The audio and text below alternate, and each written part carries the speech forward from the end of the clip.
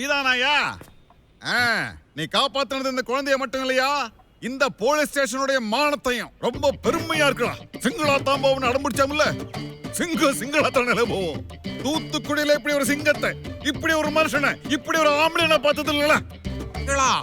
பாக்கிறதுக்கு சின்ன வயசுல நான் அமைச்சர் அது மாதிரி இல்ல. ஆமா சார்.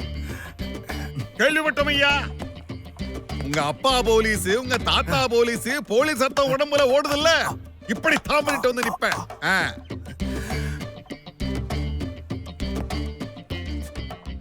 இல்ல சார்.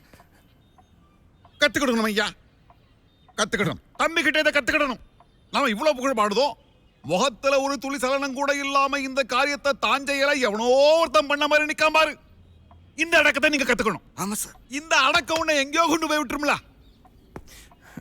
விடல சார்.